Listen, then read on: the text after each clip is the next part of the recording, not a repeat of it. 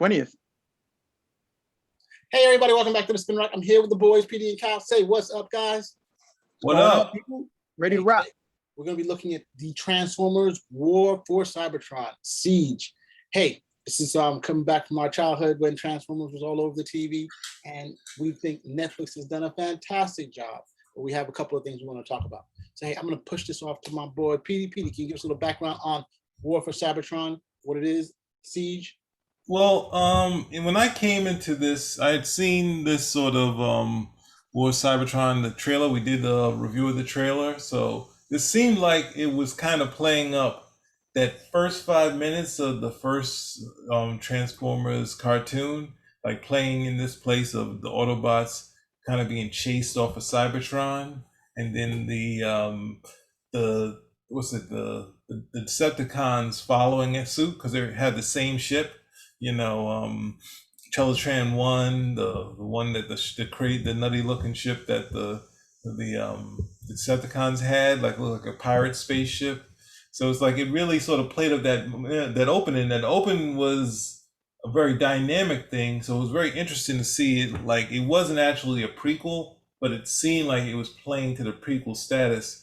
And the way the stuff that they added gave us a different sort of Transformers, and something I guess we'll deal with later. There's some different voices, a different tone, and this sort of thing. But it's so far it's three actual seasons, short seasons, but these periods of this war between the Autobots and Decepticons. But at this period, they're more so the Autobots. They're not different races. They're all sort of bots. Where we kind of grew up watching this and it being kind of like we have the aerial bots and the sort of the cars, those sort of bots, and they're two different sort of races. Whereas this one kind of plays like you're taking on a symbol on this sort of thing. But at the same time, where they have some of them have different personalities. Some things have some similarities. So we obviously have Optimus Prime being the leader, but there's a little more tension. There's a lot of grumbling in the ranks.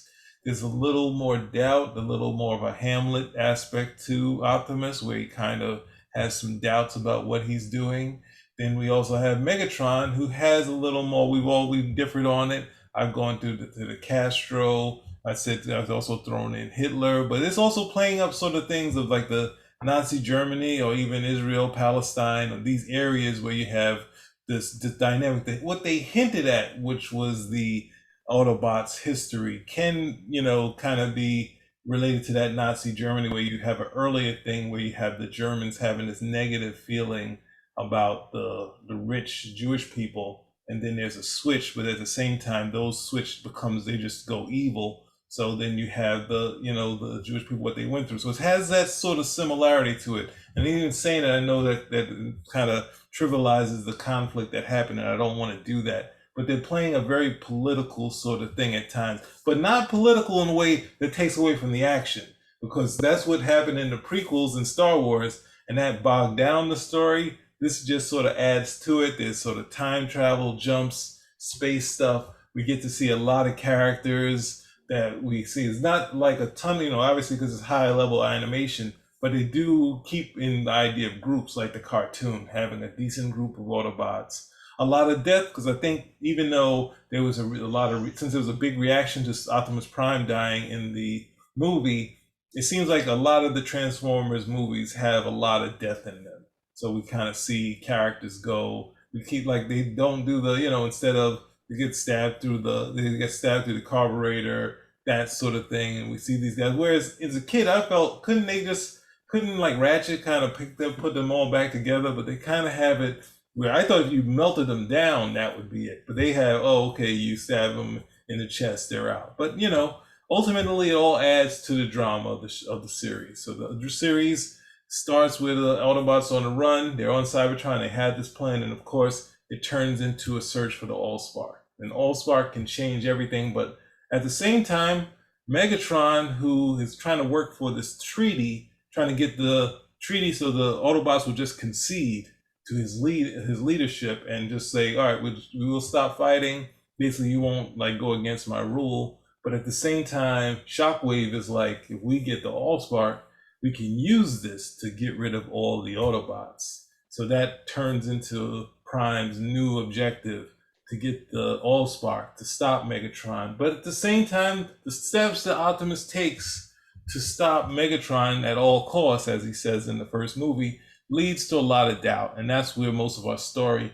and our plot comes from. But ultimately, it's a righteous, it's a right move that Optimus does. But at the same time, there's a lot of doubt in his team because they're on their last leg. So there's a lot of dissension, a lot of things being upset, the one character even turns, goes to the other side, but he doesn't really. But as you go along, some characters that I didn't necessarily connect with, I did. This point, I finally connected with Ultra Magnus, character that I always liked that was good in this was it Jetfire? Like that character, I really liked that character, and he was just as good in this. So there's a lot of different things, but ultimately, I polished it off in a 24-hour period. I really like these episodes, and in my opinion, the last bit I'm going to say, I feel it inspired them trying to do something like that with the He-Man cartoon. So I pass it on to Cal. What do you got to say? Along the same lines of what you started off with. When I saw the first part of the series, I'm really thinking this was going to be okay. They're going to do all the backstory as to how the Transformers, or like the Autobots, left Cybertron, ended up on Earth, and so on and so forth. And then you do get the plot twist, and you realize, okay, this is a time travel joint. Especially once you start seeing Maximals and Predacons, that sort of thing. So you're like, okay, so this is not going to be the same ride that I thought it was going to be. Overall, I mean, Rooster Teeth has been doing the animation of these stories with the Transformers for, I think, the last 10 years or so. And they've been doing a pretty good job of it. They had some shorts and longer stuff that they did before this one. I think that was the Combiner Wars. And they've done a pretty good job with them animation wise. Story wise, the only issue I have is, and I mean, I can't really be faulted for this too much, because the most developed characters that you have in the Transformers universe, Optimus Prime, Megatron. Megatron is pretty much Megatron at the end of the day. Megatron gets the cool lines, and he's always, trying to beat down Optimus and so on and so forth, take over. And there was, for me, too many. I don't have a problem with Optimus looking back on action and saying, you know what? I don't know if that was the right thing. I don't know if that was the right thing to do. Him saying it 4 times in one episode, after a while, becomes like, look, dude, that's just too much. It's almost like wallowing at the end of the day. And he is still the prime Autobot. He's the guy that these guys are all looking to for direction. So that might be something I could see him. He could do that monologue, like a Hamlet monologue where he goes against the against the skull, and he's like, alas, poor Yorick, I don't know if what I'm doing is right, or so on and so forth. But being the prime Autobot, I would have liked to see him resolve that at some point and say, look, I don't know if what the situation, I did what I had to do in that situation. It turns out that was wrong. I got to make this right, and I'm determined to do such, and just leave it there. I find him a much better character when he's certain of what the direction to do is, and when you do that, then you can pay. I think you have a more rewarding, fulfilling story, as opposed to me having to say like, oh man, you're moaning about this again. But aside of that, animation was great. It was the greatest hits. All the Transformers that everybody either recognizes or enjoys are there, with the exception of, I don't think Jazz here. He's one of my favorites. But you get Jetfire, actually, not Skyfire as he was called on the original cartoon, but we get Jetfire. You get the female Autobot. You get, I think, all the female Autobots were there. You had RC, Alita 1, Chromia, all of them were there. They even referred to Alita 1 by her original name of Ariel, which is who she was, and Orion Pax was Optimus Prime, so they know each other from well before the war, that type of stuff. And some really good character moments in terms of Megatron and Optimus Prime. I love where Megatron is just kind of cheesed off at him, and he's like, he's got this metal pole sticking into him, and he's bleeding, and it's great because they're robots. He can do this stuff. Where if it was a person, you'd be like, oh, come on, he should be dead already. And he's just going Optimus Prime, and he's shaking his head, and he was like, why? And Optimus is getting ready to chastise, and he's like, no, why won't you just die? If you would just die, this would all be over. But you keep cheating death, so we got to keep doing this. How about you die?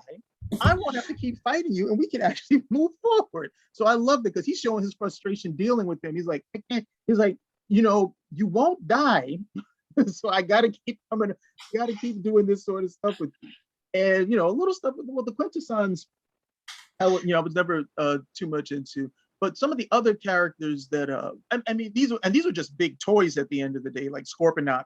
So they actually find a role, to bring him in. And the last act was very strong, with the exception of I don't know who that statue was at the end. I know at the very end, they write everything, and then there's not so much the statue, but it's a memorial, and one of the statues in the memorial is Ultra Magnus, without a doubt. But then I guess there's another guy there, and I'm like, who is this guy? He must have died in the first series, in the first part, and I just don't know who he is at the end of the day. But if you're a Transformers fan like I am, and you have followed the cartoons, you collect the toys, even if you're not into them like that, this is still a really nice romp at the end of the day, and you can just take this for what it's worth. It's not going to tie into any other continuity because of all the changes. So you can just take this as a Transformers story. But again, it was executed very well.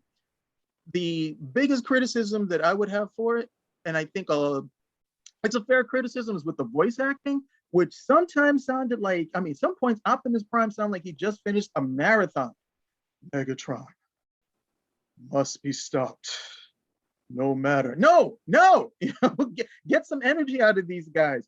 The other thing was that a lot of the guys who were on the original show, the voice actors, are still there. At least the guys who did the prominent two, Optimus and Megatron, they're still out there. Peter Cullen is still doing voice work. So him not being on the show doesn't make a lot of sense to me.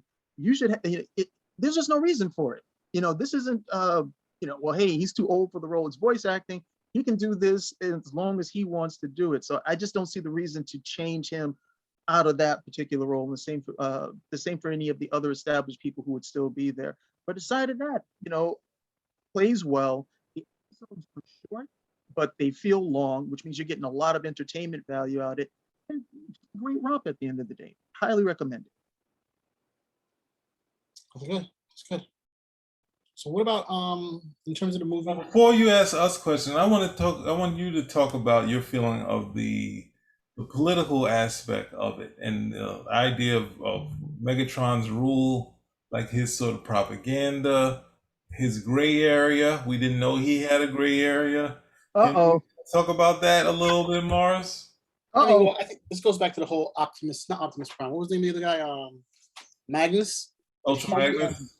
Magnus, and Prime had some type of shared history before when they were fighting, for freedom and stuff like that, and that they all went their own separate ways. And it just showed to me that wow, Megatron is a much more a nuanced character. He's not just strictly just bad. He has a point of view. A lot of times it comes off very cartoonish and stuff. But in this instance, it was pretty interesting that you have here that in this show, it's something to break everybody off into political fragments, where you have the Decepticons and the Autobots were basically fighting each other. I didn't get the impression. I get the impression there was more people out, more bots, but a quick look, it's like he's just basically only appealing to the Decepticons. He's not really appealing to anyone. Like when Jetfire betrayed them, he basically said, "Hey, Jetfire betrayed us and killed one of our members," and he's always blaming everything on the Autobots. So it's pretty interesting that you have that dynamic between the two. That basically they're just trying to take over the planet for all. But I found it was very enjoyable, very up to date. Like you said, the politics are definitely more informed than they were before. I have some other questions, but in terms of possible questions that you have, did you want to talk about, Petey? Ultimately, I think story-wise, the story kind of what really dragged me in was Ultra Magnus turning on Prime, but saying, "Hey, I want to go forward for this treaty." And ultimately, since he's on enemy line, they're going to try to get everything they could out of him. And when they were doing that, having Ultra Magnus kind of give the Autobots information as it was going on. And even though the next thing they used to trick the Autobots ultimately we knew that he was a hero, even though he did kind of go against Optimus. He did it because felt the treaty would be the best way to go to keep them alive. He did have a sort of heroic moment in trying to at least letting the Autobots know what was going on, even though it led to. So I kind of liked Ultramax a little more. I didn't like him in the movie only because he was just put there and he was put in a bad place. Prime gets killed, and the next thing you know, he gets the Matrix, but he can't do anything with it. So it's kind of like, yeah, we knew you weren't doing this, that, and the other. Where this one, even though he's kind of set up to be like the guy you're like, oh, he went for bad. He had this moment where it wasn't like he was giving in to the demands. He was like, he kind of let them know something. And then of course they used it against him. They used him to kind of screw up, Bumblebee. And I give them Bumblebee because obviously there's a Bumblebee movie. They're gonna want to try to do more stuff with Bumblebee. So it's like, and he's a big thing so it's kind of giving something for those fans of the movies to say. And the last movie they did where they had that big open with like we basically could have had a whole movie of that where Optimus Prime sends Bumblebee off and he loses his voice in there. And I was like, please don't let him lose his voice in this one. So it's like kind of giving you a thread to the movies. But yeah, it's that was some of the things that I liked. I liked the whole jet fire stuff, and I really like going into it because I never really connected with the Predacons, that whole Beastmasters series, and this kind of got me to get into it and kind of the ways that, and I really don't like when someone meets their other version of themselves. But it was interesting having Optimus Primal kind of be like, kind of not with Optimus up until the end where he changed his mind and then he kind of saw what Optimus was doing. But then we had on the other side, on the Decepticons, the other Megatron was kind of just loyal to himself. So it was really interesting to see this sort of thing, sort of dynamic, and then play that up. But then what's the other thing I was thinking? You're talking about the entire Cybertron War series, right? Just those bits, like mainly one of the things that I just really like going through those three sort of things. I mean, it's kind of, I can't look at them as one sort of piece. It just feels like, where I watched it was all of them. We could stick with the other thing and say that, but I was kind of seeing it all. But yeah, we can strike if you want to strike, that sort of thing. That's what I was talking about. I'm not sure. I just want to just make sure, because I said Siege at the beginning. So if we're talking about all of them, we should just make sure we talk about all of them. I mean, I think that you definitely see the growth in Bumblebee. I think that's like you said, the sort of prime characters. But I just found the beginning, like with Bumblebee, was just a little like Bumblebee. Whether he was a scavenger. Yeah, I mean, and that's the thing. I mean, is there a choice? Was there really a choice between Autobots and Decepticons? I mean, we all grew up with there only being Autobots and Decepticons, but here they made it seem that there were others, the hearts and mind that they were fighting for. And my problem here with Bumblebee was that Bumblebee has always been an ardent supporter of Optimus Prime. Optimus Prime. I mean, and they do an interesting job of how they do this later on, how he turns around. But it's like, Bumblebee? You have doubts about Bumblebee? You know what I'm trying to say? Well, I mean, that's why I say it's a thing from the movies to say, let's have him do something major. I mean, I think that would work better with a character like Jetfire, because even on the cartoon, Jetfire is originally a Decepticon. And then in the episode, he changes his mind and he says, no, I'm changing my allegiance. I'm going to become an Autobot. So if you have a character who's already going to make that particular change, you could have done that. And we would have got to see a lot more Jetfire, which I thought would have been cool since I like the character. But, I did want to chime in on Ultra Magnus, because I think this is probably the best rendition he's ever gotten, because even from the movie, we never liked him. This is like anybody I know who was like into this stuff. I mean, we had some, I can't say the stuff we used to call him. But what can I say? It was like Ultra Magnus. Ultra Magnus is, I can't say it. I don't know. I don't want to get us in any trouble. Anyway, but the biggest problem is that you introduced Ultra Magnus in the same movie that Optimus Prime died. Okay, Ultimus Magnus got blown up. And then you had the junk, he was on Junkion, and they put him back together and he was okay. Yeah. And then I got my brother. Oh, they could have do that for Optimus Prime, and they didn't do it. And he's like, "Why did you bring me to this movie? Why did you do this to me?" So you had that. Then if you look at the toy was pretty much like an Optimus Prime ripoff. When you transformed it, it was just like this white version of Optimus Prime, and then it would put it into this exo. It was literally it's like an exo that would become Ultra Magnus. So he was, I mean, in the show, Ultra Magnus is given a lot of respect. And, he's supposed to be this really great, fighter and so on and so forth. But he's like a lower, like a second tier, third tier version of Optimus Prime at the end of the day. Here, I thought they really did, do a lot towards I don't think he's ever going to be a higher tier character, but giving him some good story moments to go through. I thought that was really cool overall for him, and it shows the extent that they went to with some of the characters, especially the ones that you're going to keep playing with. You're definitely going to see Optimus Prime and Megatron, Starscream, Bumblebee. Okay, and then once you get out of that particular course, like, okay, who else is going to come in here? And more likely than not, you'll see Ultra Magnus. So do some good stuff with this story overall. I would only say that I get it, but it's like me looking at the Watchmen and saying, you know what? I think Rorschach would be the better one to die in the beginning, but he would care. He would care, like in my mind. I think that the comedian is a much better character, much more rounded character to say, and not rounded as saying that he's great. All of his warts is what kind of carries the story and that sort of thing. So it's like he's the best character, but the idea that he wouldn't try to make a deal, like kind of swindle. They gave what's the name a hero moment when it's just like, nah, he's not really a hero. He's kind of, if what's name killed him because he was trying to extort him, maybe, but they were kind of having him have a hero moment. I was like, that's not him. But I will agree, I wouldn't change it only because this. And I'm saying with Bumblebee, I would change it, but it's the studios. The studios probably just like do something with Bumblebee, have him do something. So it's like I can't really fault him for it because it's just like, and he's one of, aside of Optimus Prime, Bumblebee is he's one of the most popular characters. So, he's going to get some light. He's going to definitely get some light over there. But it's akin to when they wanted Cyborg to say "booyah" in the Justice League movie at the end of the day. And to be honest, it's kind of like a no-brainer.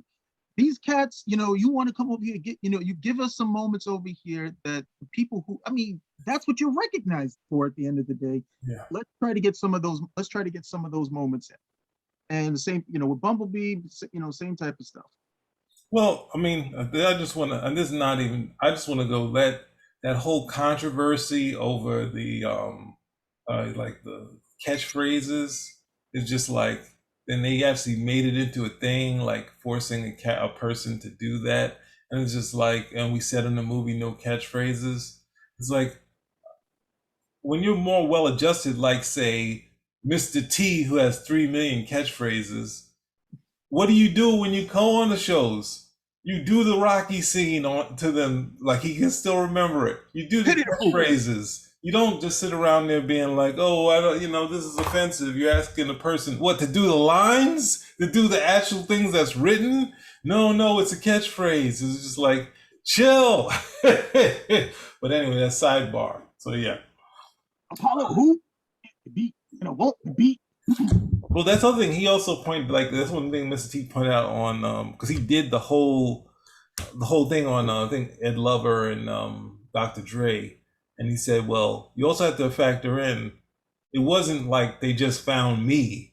Like, they asked all the Black talent and athletes to do that part. They went through a long line before they decided on me. And my audition is the one that won it. So, it's not just like, hey, we got a new face and we had to teach him. It's like, no, this guy really pulled it off. So, the catchphrase is what makes you can be like, I don't want to say Dynamite anymore and think, oh yeah, remember Dynamite? That was offensive. It's like, yeah, they just got, it's not, it's a catchphrase. So this, like Fonzie saying, hey, or all that, or Richie coming in, I found my thrill, that sort of thing. And it's just like, yes, the star gets tired of it. But if the star is now doing a movie in that character again, no matter how much, like Spock saying he's I am not Spock, doing the book I am not Spock, and then at points having a like contractual issue with I guess it'd be Paramount and his likeness. At some point after that, he was like going in the movies. I don't like the script, but hey, I'm not gonna get in trouble with the fans anymore by not doing it. If I say no to this, they're gonna be out of it. So Well, anyway, you can't have it both ways. You can't say I am not Spock, but don't use my likeness. After a while, I always found the people like who's this? Noelle Neal. She was she played Lois Lane in the Adventures of Superman show. And she just readily embraced the character. I think she was sagacious enough to realize that this was probably the biggest character and the one that she was going to be the most recognized for and attached to. And so, she just readily embraced it, where a lot of other people were like, no, I don't want to be pigeonholed to this and, marginalized into it. But speaking of catchphrases, there was that good scene in it where what happened? The Maximals, Optimus Prime's like, Maximals, maximize. And the Autobots stand back, they're like, does that mean transform? So see, that's the use of a good a good catchphrase. Everybody knows roll out, maximize. What does that mean? No, roll out means we're transforming, we're getting out of here, we're doing such. But I am looking forward to seeing what they do next. With Transformers, they've actually done some really good stuff. And well, not to continue to slate it, this is stuff where you could have done with He-Man. At the end of the day, you could have come over here and look, we don't really need to reinvent the wheel here. There's some real simple stuff at the end of the day, and we can prolong it. And yeah, you're not going to necessarily like everything, but I'd be lying if I said overall this was not enjoyable.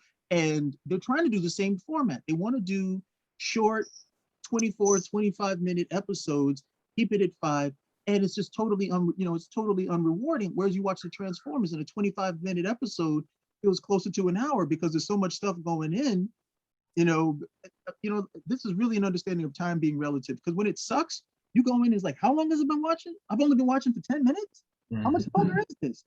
And then you have something else where you're like, man, I've only been watching, it was only 25 minutes long. It seems so much longer. They're actually putting in some really good stuff into that at the end of the day. And if you're just if you're a Transformers fan, and why would you not be a Transformers fan? There's just so much stuff there to love at the end of the day. Okay, this is where you're at. The biggest unfortunate thing is there's no reason to make any new toys based on this show. So I'll save some money. I won't have to come over and get the latest Prime or Megatron figure, that sort of stuff. There's no reason to make any new toys based on this show. But the Transformers sell themselves. In defense of the He-Man, at the very least, we got to admit the animation to that show is really good. I think that's powerhouse animation.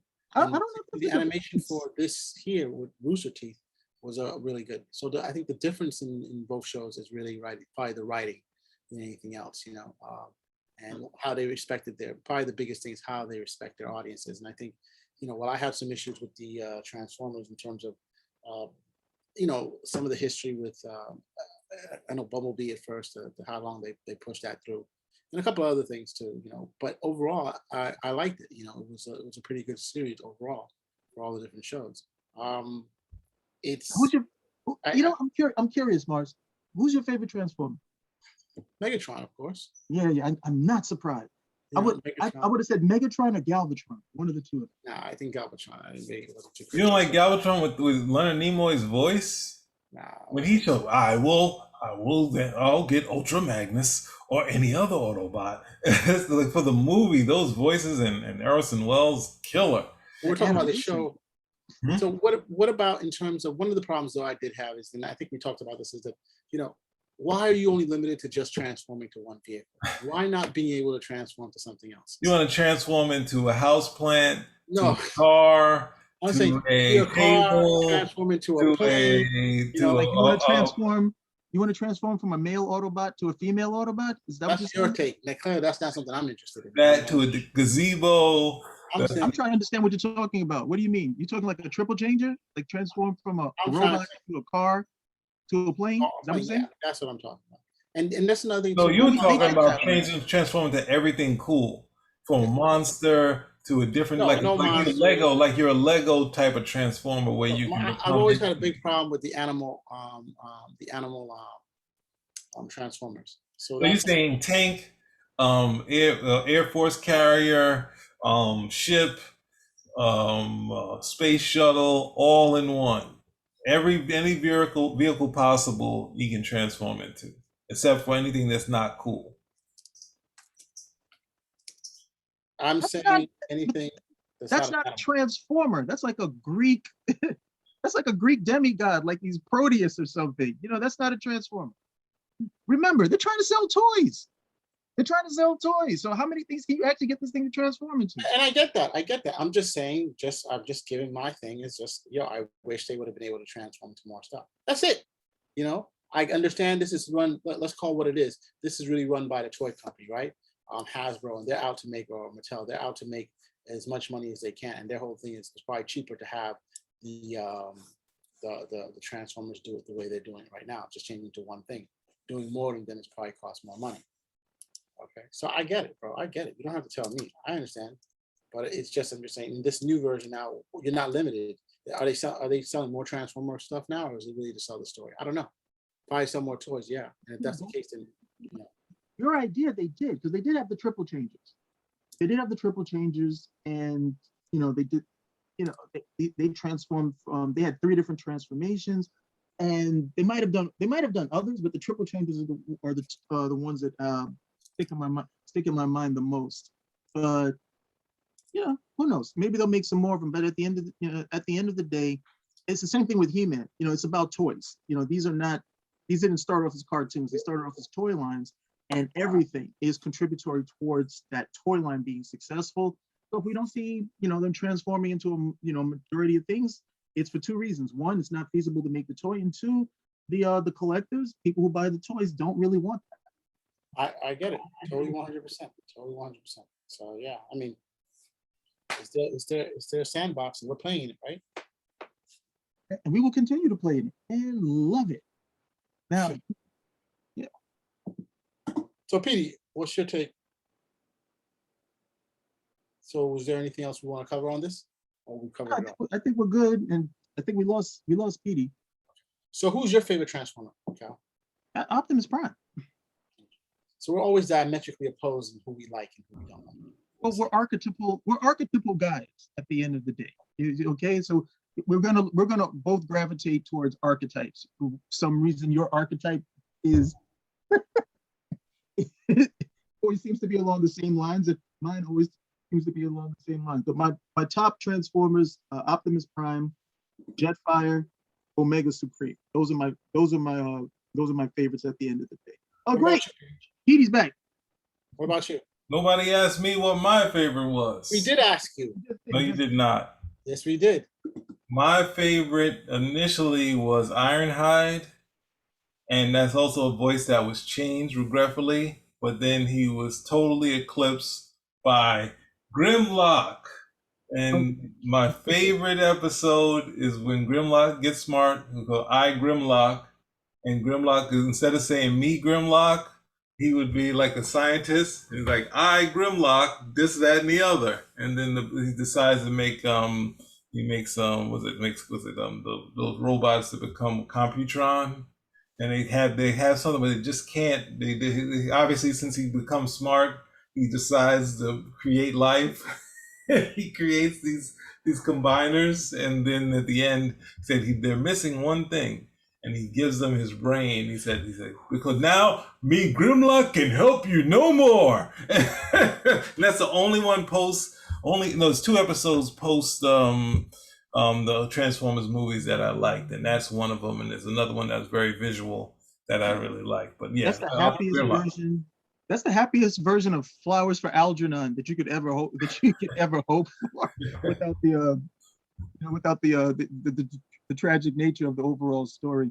That's so interesting, because Wheeljack creates the Dinobots, and Wheeljack supposedly has, he's the mad creator. He creates stuff and we don't know if it's going to work. So he creates the Dinobots, and he obviously has some intelligence about him. And for some reason, he decided because they were primitive, they had to have primitive intelligence as well. Perfect, brilliant. Over here, and Grimlock's, no, I'm gonna make these guys off the chain smart. Oh man, the Dinobots. Everybody loved those guys. Dinobots. And then of course the Dinobots gave birth to the Predacons. You want to see these guys go and fight against each other. But then then you get Skylinks, and I could go on all day about about that stuff. That was just the only gripe that I ever had, and all the toy collectors the same thing. None of the toys were built to scale.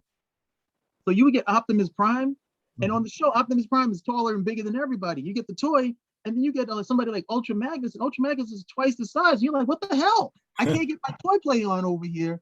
And they didn't rectify this until later.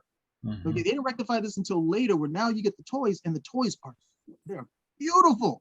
The way they make them now, they're all built to scale. They're posable. I still keep the originals, of course, but a lot of the stuff became like, man, should I keep the original or should I just take the upgrade because it looks so much better? And a lot of guys did that at the end of the day. So now you've got this great, you got great figures when they decide. I mean, you even had third parties making Transformers toys. They would make the toy. Okay, they would make the toy. They just wouldn't call it the same thing. So instead of calling it the Dinobots, they would call it like dinosaur robots or something. And they would I have no idea how they got away with that damn thing. But they would make these excellent sculpts, really nice toys at the end of the day. So that was the only other gripe I remember having. They would make the toy, and you have something like Omega Supreme, and you would see Omega Supreme turn into a rocket. They're going someplace, and like 4 or 5 Transformers are all getting on the rocket. You get the toy, you can't get one Transformer. You can't do any of that. So it just really stymied the toy play at the end of the day. But aside of that, good stuff. Okay, so I think we covered everything. PDA, anything to add? No, I mean, I think that kind of covers it. I really haven't watching 2 seconds of the Beastmasters episodes I couldn't get into. I was like, I don't even know why I started it back again, but I really got caught up into that. I am watching the Combiner Wars, and I'm halfway through that. It is interesting, but it does have some of its it has the middle part of it has a little bit of Dark Knight Strikes Again, where they have this big, they fight with the Trypticon or whatever that big dinosaur is, and they have a moment where this other character comes when everyone's at their lowest and takes them out. It's like, is this like a Dark Knight Strikes Again where this weird character just pops up and kills people? I was like, get that out of the story. But otherwise, that's it's fun being back watching Transformers, because I hadn't since post the movie, where it's just like, oh, the show's never gonna come back to me. But yeah, it's good. It's fun being back and watching animation, and then kind of feeling like I kind of wish they would get some people that were really kind of action oriented and really cared that much about the He-Man stuff, to just make it an action adventure thing, and kind of for the the adult kids that are out there, just make it an action adventure thing. You can highlight because they have female Transformers, you can highlight the female characters without having to do I'm against magic. It's like, well, the show mainly is about magic. Why is Tila complaining about magic? So ultimately, I'm glad I'm watching Transformers again, and I want to see more. I polished it off, so if you put up another series, I'll probably wipe it out in the same amount of time. I'll watch it quicker than the actual length of the episode. So yeah, they did that's a good point to make, because all the female, it's only female Autobots with the exception of Black Arachnia. They did a little queer baiting in there as well. So, but I won't get into that. But they're still the same characters, and the only way to show a female Autobot is for her to look like a female. So if she was coming out there, hey, I'm gonna have these, I have this great big musculature, I'm gonna have the V shape like Optimus Prime and so on and so forth. Kind of defeats the purpose at the end of the day. But you could have done the same. You could tell the same story, because those stories work. I think I've said it before in the other shows. I think there's only like 5 to 7 different plot lines when you look at stories overall, and we keep turning out for these same plot lines because we like them. So there's no reason to reinvent the wheel on something that was successful. I can understand if it was a show like Skeleton Warriors, where you have to really be in the weeds to know about that show, or something like the Pirates of Dark Water, where it may have had a fan base, but it was only 1 season, so people probably never heard of it. You might say, okay, let's bring it back and let's try to do some stuff with it, because it got some looks, but it didn't work the way that we would have liked it. But you got something like the Transformers, which is successfully survived the golden age of cartoons where cartoons were not meant to be long-running things. They were not meant to be 5 seasons, 6 seasons, 7 seasons. Most of the animated studios couldn't handle that.